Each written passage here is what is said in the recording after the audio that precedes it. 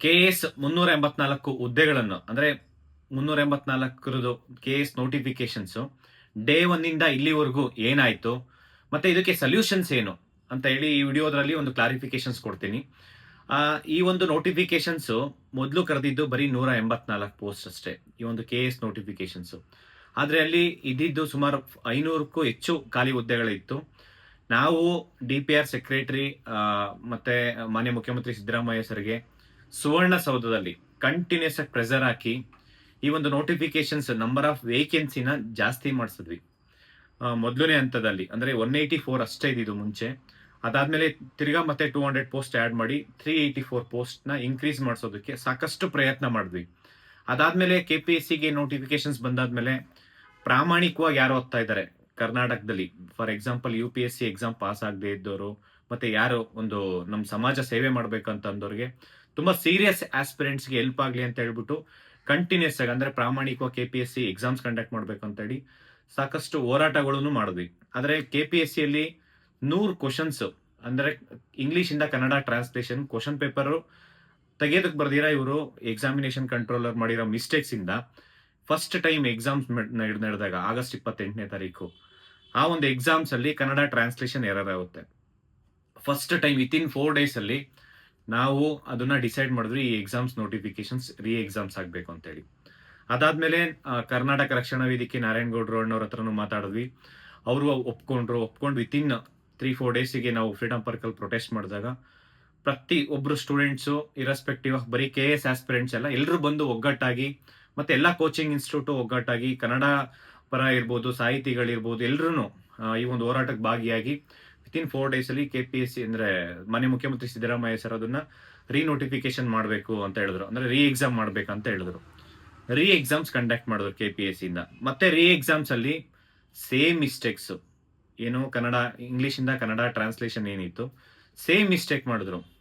ಆ ಮಿಸ್ಟೇಕ್ಸ್ ನ ನಾವು ತಿರ್ಗಾ ಮತ್ತೆ ಏನ್ ಮಾಡಿದ್ವಿ, ಸಾಕಷ್ಟು ಹೋರಾಟ ಮಾಡಿದ್ವಿ. ಸೇಮ್ ಮೂಮೆಂಟ್ ಅಲ್ಲಿ ನಾವು ಫಸ್ಟ್ ಟೈಮ್ ಏನು ಹೋರಾಟ ಮಾಡಿದ್ವಲ್ಲ, ಸೆಕೆಂಡ್ ಟೈಮು ಅದೇ ತರ ಹೋರಾಟ ಮಾಡ್ಬೇಕಂತ ಎಲ್ರಿಗೂ ಅಪ್ರೋಚ್ ಮಾಡಿದ್ವಿ. ಯಾರು ಒಪ್ಕೊಂಡಿಲ್ಲ. ಕರ್ನಾಟಕ ರಕ್ಷಣಾ ವೇದಿಕೆ ನಾರಾಯಣಗೌಡರು ಅಣ್ಣವ್ರಿಗೆ ಅವಾಗ ಸ್ವಲ್ಪ ಹುಷಾರಿರ್ಲಿಲ್ಲ, ಸ್ವಲ್ಪ ದಿನ ಅವರು ಬರಕ್ಕಾಗ್ಲಿಲ್ಲ ಅಂತ ಹೇಳಿ BJP ಇರ್ಬೋದು, ಬೇರೆ ಬೇರೆ ಸಂಘಟನೆಗಳನ್ನ ಎಲ್ಲರೂ ಒಗ್ಗೂಡಿಸಿ ಮತ್ತೆ ಒಂದು ಹೋರಾಟ ಮಾಡಿದ್ವಿ. ಜನವರಿ 16 ಹೋರಾಟ ಮಾಡ್ತೀವಿ ಅಂದಾಗ ಇವರು KPSC ಇಂದ ಪ್ರಿಲಿಮ್ಸ್ ಕೀ ಆನ್ಸರ್ಸ್ ಬಿಟ್ರು, ಮತ್ತೆ ಅದರಲ್ಲಿ ಸೆಲೆಕ್ಟ್ ಆಗಂತರು ಸೆಲೆಕ್ಟ್ ಆಗದೆ ಇದ್ದರಂತೂ ಮತ್ತೆ ಡಿವೈಡ್ ಮಾಡಿದ್ರು. ಆದ್ರೂ ಬಿಟ್ಟಿಲ್ಲ ನಾವು, ಮತ್ತೆ ನಾವು ಹೋರಾಟ ಮಾಡಿದ್ವಿ. ಅನಿರ್ದಿಷ್ಟಾವಧಿ ಹೋರಾಟ ಮಾಡ್ಬೇಕಂತ ಫ್ರೀಡಂ ಪಾರ್ಕ್ ಅಲ್ಲಿ ಮಾಡಿದ್ವಿ. ಅವಾಗ್ಲೂ ಪೊಲೀಸ್ ಇಂದ ನಮಗೆ ಪರ್ಮಿಷನ್ಸ್ ಕೊಡ್ಲಿಲ್ಲ ಅನಿರ್ದಿಷ್ಟಾವಧಿಗೆ. ಮತ್ತೆ ಕಂಟಿನ್ಯೂಸ್ ಆಗಿ ನಾವು ಹೋರಾಟ ಮಾಡಿದ್ವಿ. ಮತ್ತೆ ಕರ್ನಾಟಕ ರಕ್ಷಣಾ ವೇದಿಕೆ ನಾರಾಯಣಗೌಡರವ್ರಿಗೆ ಕಂಟಿನ್ಯೂಸ್ ಆಗಿ 1 ವಾರ 10 ದಿನ ಅವ್ರಿಗೆ ಹೋಗಿ ಅಪ್ರೋಚ್ ಮಾಡಿ ಮತ್ತೆ ವಾಪಸ್ ಬಂದು ಪಾಪ ಅವರು ಅಹೋರಾತ್ರಿ ಧರಣಿ ಮಾಡಿದ್ರು. ಇಲ್ಲಿ ಅಹೋರಾತ್ರಿ ಧರಣಿ ಮಾಡೋಷ್ಟೊತ್ತಿಗೆ ಇಲ್ಲಿ ಏನಾಯ್ತು ಅಂತಂದ್ರೆ, ಇಲ್ಲಿ ಸ್ವಲ್ಪ ಜನ ಕೋರ್ಟ್ಗೆ ಹೋಗ್ಬಿಟ್ಟಿದ್ರು. ಕೋರ್ಟ್ ಅಲ್ಲಿ ರಿಟ್ ಪಿಟಿಷನ್ ಹಾಕಿದ್ದಾಗ ಸರ್ಕಾರ ಏನೂ ಡಿಸೈಡ್ ಮಾಡಿಲ್ಲ. ಬಿಕಾಸ್ ಕೋರ್ಟ್ ಅಲ್ಲಿ ಕೇಸ್ ಇದೆ, ಅದು ಏನಾಗುತ್ತೋ ಡಿಸೈಡ್ ಆಗ್ಲಿ ನೋಡೋಣ ಅಂತ. ನಾನು ಮತ್ತೆ ಕರ್ನಾಟಕ ರಕ್ಷಣಾ ವೇದಿಕೆ ನಾರಾಯಣಗೌಡರಣ್ಣವರು ಸುಮಾರು 1-2-3 ಬಾರಿ ಅವ್ರು ಹೋದಾಗ ನಾನು ಮಾನ್ಯ ಮುಖ್ಯಮಂತ್ರಿ ಸಿದ್ದರಾಮಯ್ಯ ಸರ್ಗೆ ಹೋಗಿ ಭೇಟಿ ಮಾಡಿದಾಗ ಅವ್ರು ಇಷ್ಟೇ ಹೇಳಿದ್ದು, ಕೋರ್ಟ್ ಅಲ್ಲಿ ಕೇಸ್ ಇದೆ, ಅದ್ರಲ್ಲಿ ಏನಾಗುತ್ತಾ ನೋಡೋಣ ಬಿಡಿ ಅನ್ನೋ ತರಾನೇ ಬಂತು ಆನ್ಸರ್. ಅದಾದ್ಮೇಲೆ 1-2 ಕೇಸ್ ಇಲ್ಲ, ಮಲ್ಟಿಪಲ್ ಕೇಸಸ್ ಅದು ಅಂದ್ರೆ ಕರ್ನಾಟಕ ಅಡ್ಮಿನಿಸ್ಟ್ರೇಟಿವ್ ಟ್ರಿಬ್ಯುನಲ್ ಅಲ್ಲಿ ಆ ಕೇಸಸ್ ಎಲ್ಲ ಏನಾಯ್ತಂತಂದ್ರೆ 1-2 ತಿಂಗಳಿಲ್ಲ, ಸುಮಾರು 4-5-6 ತಿಂಗಳ ತನಕ ಹಿಂಗೆ ಡ್ರಾಗ್ ಮಾಡ್ಕೊಂತ ಹೋಗಿ ಅದರಲ್ಲೂ ರೀ ಎಕ್ಸಾಮ್ ರೀ ನೋಟಿಫಿಕೇಶನ್ಸ್ ಕೇಳಿದ್ದು ಪ್ರೇಯರ್ ಅಲ್ಲಿ. ಬಟ್ ಆದ್ರೆ ಅವರಲ್ಲಿ ಏನ್ ಮಾಡಿದ್ರು, ಒಂದು ಕಮಿಟಿ ರಚನೆ ಮಾಡಿ ಗ್ರೇಸ್ ಮಾರ್ಕ್ಸ್ ಕೊಡೋಣ ಅಂತ ಹೇಳಿ ಇದ್ ಮಾಡಿದ್ರು. KPSC ಡೈರೆಕ್ಷನ್ ಕೊಟ್ರು ಕರ್ನಾಟಕ ಅಡ್ಮಿನಿಸ್ಟ್ರೇಟಿವ್ ಟ್ರಿಬ್ಯುನಲ್ ಇಂದ. ಬಟ್ ಗ್ರೇಸ್ ಮಾರ್ಕ್ಸ್ ಇಲ್ಲ, 1 or 2 ಕ್ವಶನ್ಸ್ ಅಷ್ಟೇ. ಮತ್ತೆ ಎಕ್ಸ್ಪರ್ಟ್ ಕಮಿಟಿ ಅಂತ ರಚನೆ ಮಾಡಿದ್ರು, ಅದ್ರಲ್ಲಿ ಮಿಸ್ಟೇಕ್ಸ್ ಇಲ್ಲ ಅಂತ ಹೇಳಿ ರಿಪೋರ್ಟ್ ಕೊಟ್ರು. ಅದಾದ್ಮೇಲೆ ಅದನ್ನ ಆ ಕೇಸ್ ನ ಡಿಸ್ಪೋಸ್ ಆಯ್ತು ಕ್ಯಾಟ್ ಅಲ್ಲಿ. ಆ ಡಿಸ್ಪೋಸ್ ಆಗಿರೋ ಅಂದ್ರೆ ಕೇಸ್ ನ ಡಿಸ್ಪೋಸಲ್ ಆಕ್ಚುಲಿ ಡಿಸ್ಮಿಸ್ ಆಯ್ತು ಕೇಸು.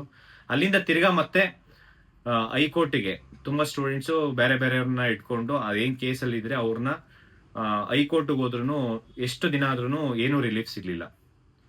ಯಾಕೆಂದ್ರೆ ಅಡ್ವೊಕೇಟ್ಸ್ ಬಂದು ಕೆಲವೊಂದು ಸೀನಿಯರ್ ಅಡ್ವೊಕೇಟ್ಸ್ ಇಡ್ತೀನಿ ಅಂತ ಹೇಳ್ಬಿಟ್ಟು ಅವ್ರು ಇಟ್ಟಿಲ್ಲ. ಮತ್ತೆ ಅದಾದ್ಮೇಲೆ ಅಂದ್ರೆ ಕೋರ್ಟ್ ಅಲ್ಲಿ ಏರಿಂಗು ಬರೋ ಟೈಮಲ್ಲಿ ಏರಿಂಗೇ ನಡೆದಿದ್ರು ಕೂಡ ಅವ್ರ ಅದ್ರ ಬಗ್ಗೆ ಸೀರಿಯಸ್ ಆಗಿ ತಗೊಂಡು ಇಲ್ಲ. ಅದಾದ್ಮೇಲೆ ನಾವು ಒಬ್ರು ರಿಟ್ ಪಿಟಿಷನ್ ಅಂದ್ರೆ 10884 ತ್ರಿವೇಣಿ ಮೇಡಮ್ ಅವ್ರ ಕಡೆಯಿಂದ ಫಸ್ಟ್ ಒಬ್ರನ್ನ ನಾವು ಕೋರ್ಟ್ ಅಲ್ಲಿ ರಿಟ್ ಪಿಟಿಷನ್ ಫೈಲ್ ಮಾಡಿದ್ವಿ. ಅವರಿಗೆ ಕಂಟಿನ್ಯೂಸ್ ಆಗಿ ನಾವು ಕೇಳಿದ್ದೇನು ರೀ ಎಕ್ಸಾಮ್ಸ್ ಇಲ್ಲ ರೀ ನೋಟಿಫಿಕೇಶನ್ಸ್ ಕೇಳಿದ್ದು. ಇನ್ನು ಜಸ್ಟ್ ಆರ್ಡ್ಲಿ ಇನ್ನೊಂದು ವೀಕ್ ಎಕ್ಸಾಮ್ ಇದೆ ಅಂದಾಗ, KS ಮೈನ್ಸ್ ಎಕ್ಸಾಮ್ಸ್ ಇದೆ ಅಂದಾಗ ಒಬ್ಬರಿಗೆ ಮೇನ್ಸ್ಗೆ ಅವಕಾಶ ಮಾಡಿಕೊಡ್ರು. ಅಂದರೆ KPSC ಅವಾಗ ಅಕ್ಸೆಪ್ಟ್ ಮಾಡ್ತು ಕನ್ನಡ ಟ್ರಾನ್ಸ್ಲೇಷನ್ ಎರರ್ ಇದೆ ಅಂತ ಹೇಳಿ. ಅದಾದ್ಮೇಲೆ KPSC ಇಂದ ಸುಮಾರು ಬೇರೆ ಬೇರೆ ರಿಟ್ ಪಿಟಿಷನ್ ಹಾಕ್ಬಿಟ್ಟು ಹೈಕೋರ್ಟಲ್ಲಿ ರಿಲೀಫ್ ತಗೊಂಡ್ರು. ಮೇನ್ಸ್ಗೆ ವಿತೌಟ್ ಪ್ರಿಲಿಮ್ಸ್ ಕ್ವಾಲಿಫೈ ಆಗದೆ ಇದ್ದವರೆಲ್ಲ ಮೇನ್ಸ್ಗೆ ರಿಲೀಫ್ ತಗೊಂಡ್ರು, ಮೇನ್ಸ್ ಬರೆದ್ರು. ಈವನ್ ಕನ್ನಡ ಮೀಡಿಯಂ ಅಲ್ಲ, ಇಂಗ್ಲಿಷ್ ಮೀಡಿಯಮು ಬರ್ದಿದ್ದಾರೆ. ಕೆಲವೊಬ್ರು 5 ಲಕ್ಷ 10 ಲಕ್ಷ ಖರ್ಚು ಮಾಡಿದ್ದಾರೆ. ಅಡ್ವೊಕೇಟಿಗೆ ಫೀಸ್ ಕೊಟ್ಟು 5 ಲಕ್ಷ 10 ಲಕ್ಷ ದುಡ್ಡು ಕೊಟ್ಬಿಟ್ಟು ಹೈಕೋರ್ಟಲ್ಲಿ ರಿಲೀಫ್ ತಗೊಂಡಿದ್ದಾರೆ. ನಾವು ಆ ಒಂದು ಕನ್ನಡ ಮೀಡಿಯಂ ಬಿಟ್ರೆ ಬೇರೆ ಯಾವ ಕ್ಯಾಂಡಿಡೇಟ್ಸು ನಾವು ಅಲೋ ಮಾಡೇ ಇಲ್ಲ. ನಾವು ಒಂದಷ್ಟು ಜನಕ್ಕೆ ಕೊಡ್ಸಿದ್ವಿ, ಸುಮಾರು ಒಂದು 200-300 ಜನ, ಒಂದು 200 ಜನಕ್ಕೆ. ಎಲ್ಲರೂ ಕನ್ನಡ ಮೀಡಿಯಮ್ಮು. ಅದಾದ್ಮೇಲೆ ನಾವು ಸುಮಾರು 1,500-2,000 ಜನದ್ದು ಕನ್ನಡ ಮೀಡಿಯಂ ಸ್ಟೂಡೆಂಟ್ಸ್ಗೆ ಕರ್ನಾಟಕ ಅಡ್ಮಿನಿಸ್ಟ್ರೇಟಿವ್ ಟ್ರಿಬ್ಯುನಲ್ ಕೇಸ್ ಹಾಕಿದ್ವಿ. ಸುಮಾರು 1,500-2,000 ಜನಕ್ಕೆ. ಅಷ್ಟು ಜನಕ್ಕೆ ಸುಮಾರು 2-3 ಲಕ್ಷ ರೂಪಾಯಿ ಕೋರ್ಟ್ ಫೀಸ್ ಪೇ ಮಾಡಿದ್ದೀವಿ. ಇಲ್ಲಿವರೆಗೂ ಸ್ಟೂಡೆಂಟ್ಸ್ ಹತ್ರ ₹1 ದುಡ್ಡು ಕಲೆಕ್ಟ್ ಮಾಡಿಲ್ಲ. ಯಾರಾದರೂ ₹1 ನಮಗೇನೋ ದುಡ್ಡು ಕೊಟ್ಟಿದ್ರು, ಅವ್ರು ಈಗ ಸದ್ಯ ಕೇಳಿದ್ರು ಅವ್ರಿಗೆ ವಾಪಸ್ ಎಷ್ಟು ಬೇಕಾದ್ರೂ ನಾವು ದುಡ್ಡು ಕೊಡ್ತೀವಿ. ₹1 ಕೊಟ್ಟಿದ್ರೆ ಅವರಿಗೆ ₹100 ಕೊಡೋಕ್ಕೂ ರೆಡಿ ಇದ್ದೀವಿ. ಯಾಕೆಂತಂದ್ರೆ ಈ ವಿಚಾರ ಕೋರ್ಟ್ ಕೇಸಲ್ಲಿ ಯಾವುದೇ ₹1 ಅಖಿಲ ಕರ್ನಾಟಕ ರಾಜ್ಯ ವಿದ್ಯಾರ್ಥಿ ಸಂಘಟನೆಯಿಂದ ಕೋರ್ಟಿಗೆ ಅಂತ ಹೇಳ್ಬಿಟ್ಟು ಯಾರ ಹತ್ರ ₹1 ದುಡ್ಡು ತಗೊಂಡಿಲ್ಲ. ಯಾಕೆಂದ್ರೆ ಇಲ್ಲಿ ಲಕ್ಷಾಂತರ ರೂಪಾಯಿ ಖರ್ಚು ಮಾಡಿದೀವಿ. ಮೋರ್ ದೆನ್ 5 lakhs ಬರೀ ಜೆರಾಕ್ಸ್ ಹೋಗಿದೆ.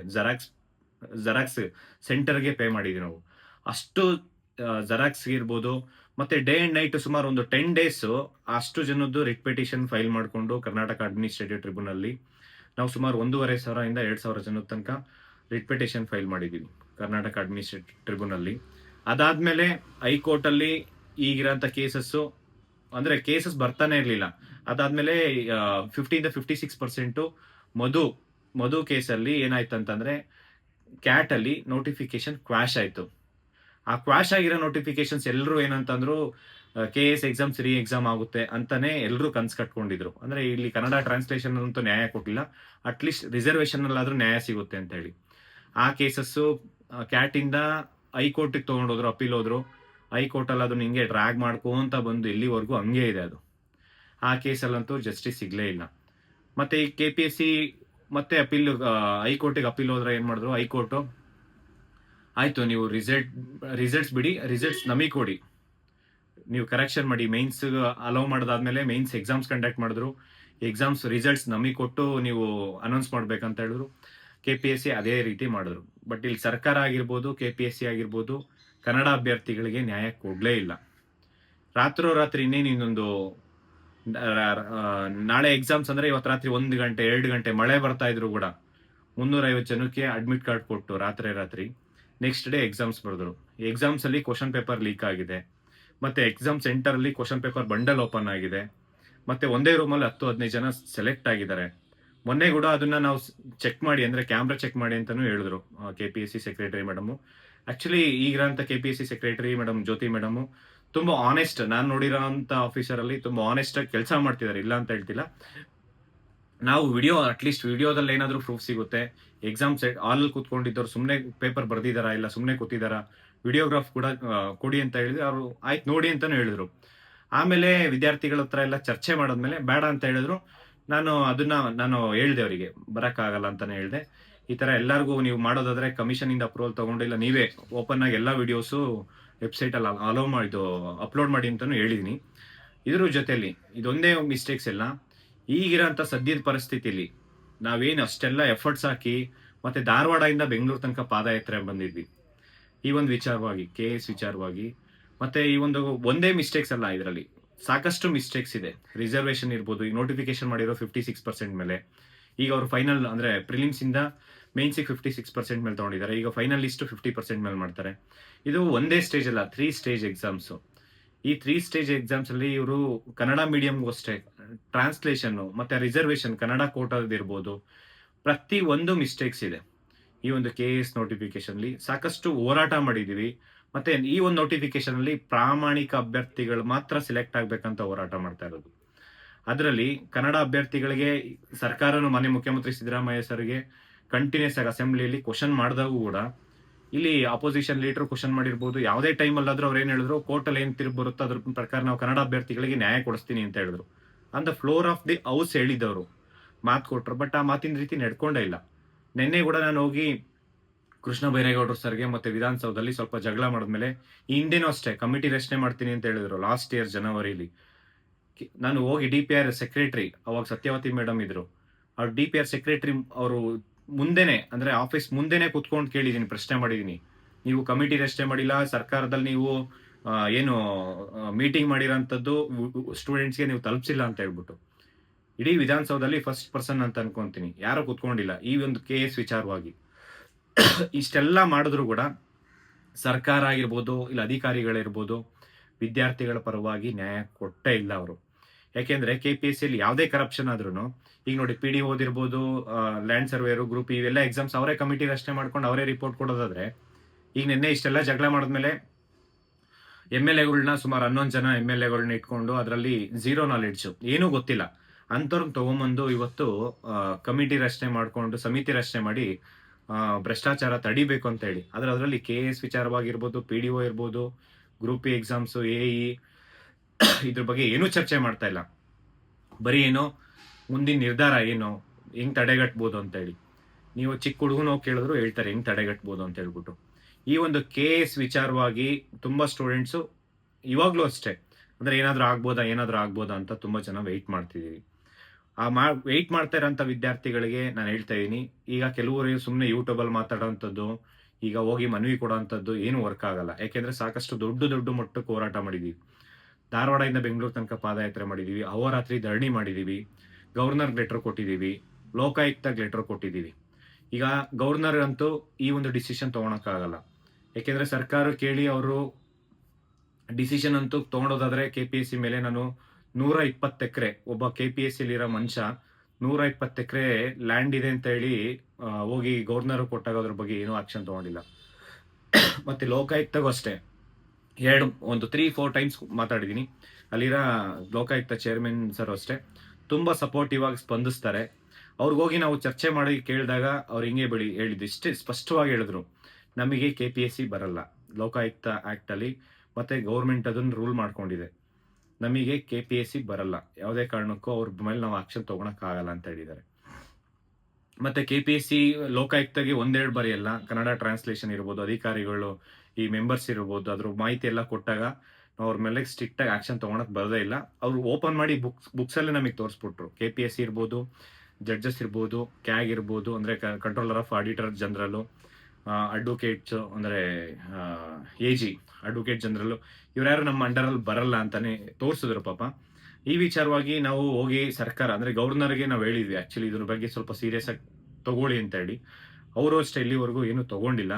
ಇಲ್ಲಿ ತಗೊಬೇಕಾಗಿರೋದು ಒಂದು ಸರ್ಕಾರ ತಗೊಬೇಕಾಯ್ತು, ಇಲ್ಲ KPSC ಒಂದು ಸ್ಟ್ರಿಕ್ಟ್ ಮೆಜರ್ ತಗೊಬೇಕಾಯ್ತು, ಏನೂ ತಗೊಂಡಿಲ್ಲ.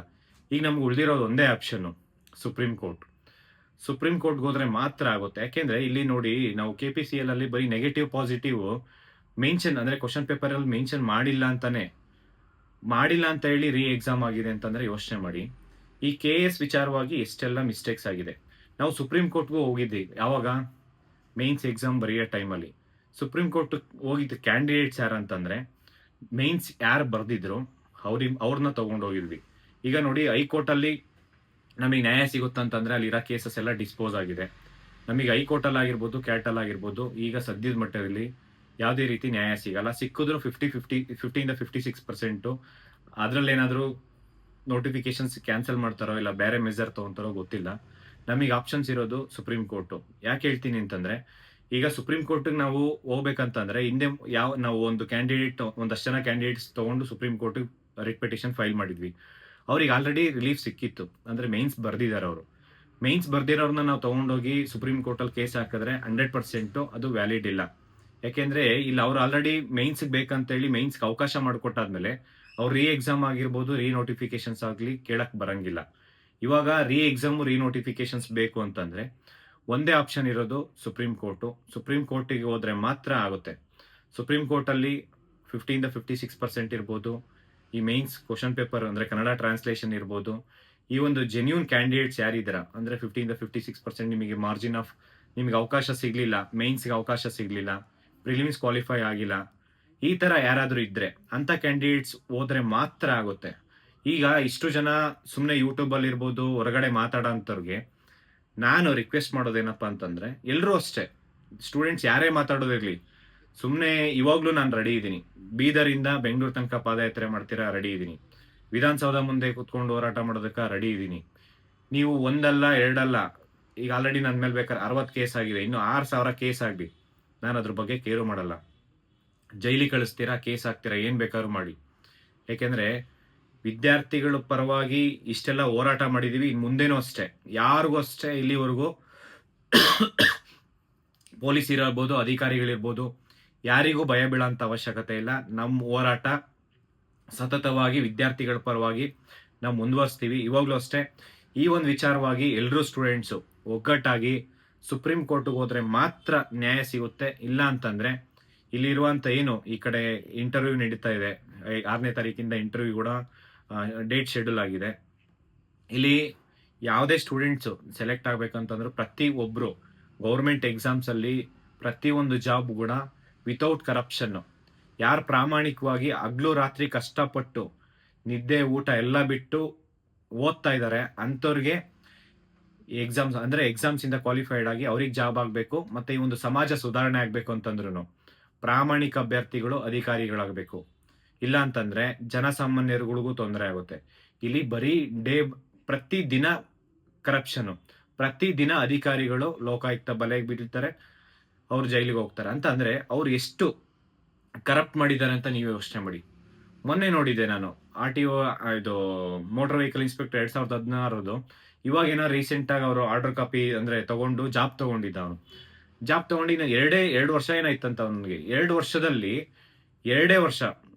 ವರ್ಷದಲ್ಲಿ ಇರೋ ಅಂದ್ರೆ ಇನ್ನು ಟೈಮ್ ಪೀರಿಯಡ್ ರಿಟೈರ್ಡ್ ಆಗ್ತಾನೆ ಅಂತ ಹೇಳ್ಬಿಟ್ಟು 2 ವರ್ಷ ಟೈಮ್ ಪೀರಿಯಡ್ ಅಲ್ಲಿ ಬರೀ ಒಂದೇ ವಾರದಲ್ಲಿ ಅವನು ಲೋಕಾಯುಕ್ತ ಸಿಕ್ಕಾಕೊಂಡಿದ್ದಾನೆ ಅಂತಂದ್ರೆ ಅವನು ಎಷ್ಟು ದುಡ್ಡು ಕೊಟ್ಟಿರ್ಬೇಕು, ಮತ್ತೆ 2 ವರ್ಷದಲ್ಲಿ ಎಷ್ಟು ದುಡ್ಡು ಮಾಡಕ್ಕಾಗುತ್ತೋ ಅಷ್ಟು ದುಡ್ಡು ಮಾಡ್ಬಿಡೋಣ ಅಂತ ಹೋಗಿದ್ದಾರೆ.